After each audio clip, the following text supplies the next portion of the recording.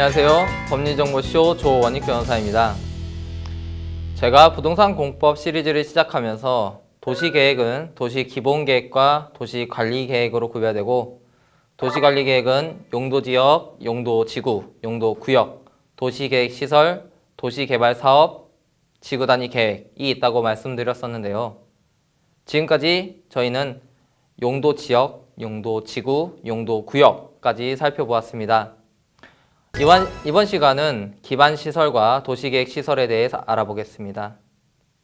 국토계획법 제2조에 의하면 기반시설이란 다음 강목의 시설로서 대통령령으로 정하는 시설로 도로, 철도, 항만, 공항, 주차장 등의 교통시설, 광장, 공원, 녹지 등 공간시설, 유통업무 설비, 수도, 전기, 가스 공급 설비, 방송, 통신시설, 공동구 등의 유통 공급시설, 학교, 운동장, 공공청사, 문화시설 및 공공의 필요성이 인정되는 체육시설 등 공공문화체육시설, 하천, 유수지, 방화설비 등의 방제시설, 화장시설, 공동묘지, 봉안시설 등의 보건위생시설, 하수도, 폐기물 처리시설 등의 환경기초시설을 의미합니다.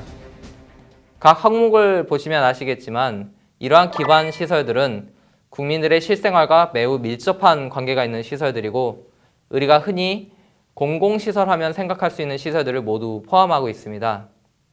국토계획법 시행령 제2조에는 국토계획법에 나온 항목을 보다 구체적으로 나누어서 제시하고 있는데요. 그 종류는 총 53개에 달합니다. 다소 의외라고 생각할 수 있는 기반시설로는 자동차 운전학원, 청소년 수련시설, 폐차장 등이 있습니다. 여기서 알 수 있듯이 기반시설은 반드시 국가나 지자체의 소유일 것으로 제한하지는 않습니다.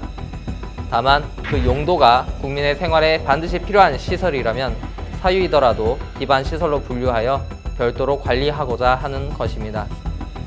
국토계획법 제43조에 따르면 지상, 수상, 공중, 수중 또는 지하에 기반시설을 설치하려면 원칙적으로 그 시설의 종류나 명칭, 위치, 규모 등을 미리 도시관리계획으로 결정하여야 합니다.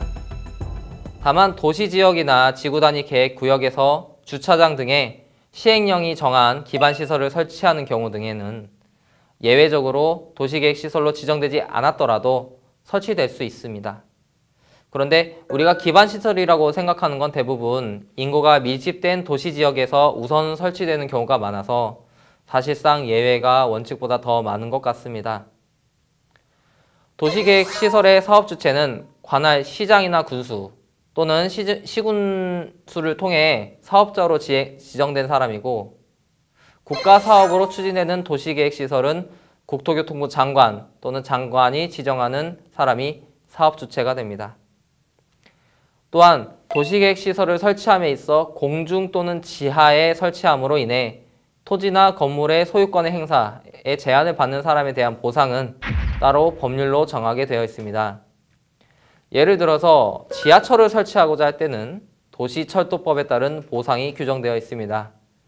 이는 도시계획시설로 지정된 기반시설의 설치에 있어서는 토지의 이용이 일부 제한될 수 있다는 것을 의미하고, 사실상 해당 토지의 소유권자에게는 강력한 행위 제한이라고 할 수 있습니다. 자, 이 그림을 한번 같이 보시면요. 여기는 서울 지하철 3호선 경복궁역에 출구가 있는 경복궁역 근처 해당 토지 지역입니다. 이 토지의 지하에는 지하철의 출구가 있는데요. 국토계획법상 도시지역이면서 다양한 용도지구가 설정된 것을 확인할 수 있고요. 도시철도와 저촉되어 있으면서 해당 토지에 건축을 함에 있어서 지하를 이용하는 데 행위 제한이 있음을 예상할 수 있습니다. 따라서 토지에 관한 개발 계획이나 건축 계획을 가진 개인, 사업자라면 이러한 행위 제한이 있는지 여부를 면밀히 검토하여야 할 것입니다. 국토계획법 제48조에 따르면 도시계획시설 결정이 고시된 도시계획시설에 대하여 그 고시일로부터 20년이 지날 때까지 그 시설의 설치에 관한 사업이 시행되지 않을 경우에는 그 도시계획시설 결정은 20년이 지난 다음 날부터 효력을 잃습니다. 앞서 살펴본 것처럼 도시관리계획이 수립되어 도시계획시설이 되면 다양한 행위 제한이 뒤따를 수 있습니다. 그런데 사업 시행자가 도시관리 계획만 받아놓고 실제로 사업에 착수하지 않는 경우가 있습니다. 경제적인 이유나 다른 행정적인 절차가 진행이 안 되는 등의 이유가 있겠지요. 그렇더라도 도시관리 계획이 수립된 토지에 대해서는 행위 제한이 여전히 존재하게 됩니다.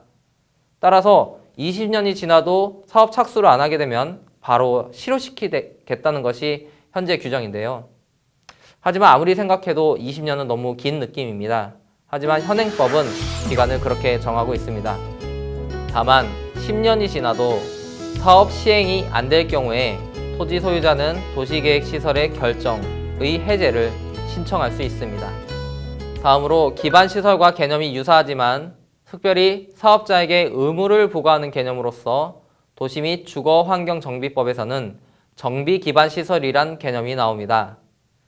도시 및 주거환경정비법 제2조에 의하면 정비기반시설이란 도로, 상하수도, 공원, 공용주차장, 공동구, 녹지, 하천, 공공공지, 광장, 소방용수시설, 비상대피시설, 가스공급시설 및 공동이용시설을 의미합니다. 흔히 도정법이라고 줄여서 불리는 도시 및 주거환경정비법은 재개발을 생각하시면 됩니다.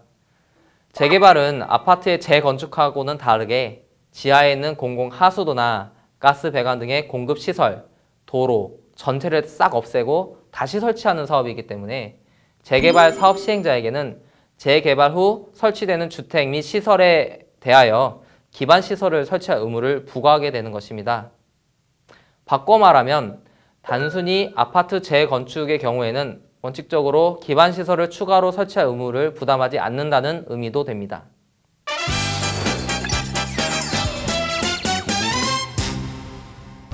이번에 함께 살펴본 기반시설, 도시계획시설에 대한 키포인트는 첫째, 우리가 일상적으로 공공시설로 생각하는 시설은 대부분 도시관리계획에 따라 설치된 도시계획시설이다.